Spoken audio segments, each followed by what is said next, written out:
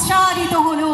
তারপরে এই নাটক প্রদর্শন অসাধারণ অসাধারণ এক ঐতিহাসিক মুহূর্ত প্রেমবন্দী হয়ে রইল আপামর দুর্গাপুরবাসীর কাছে।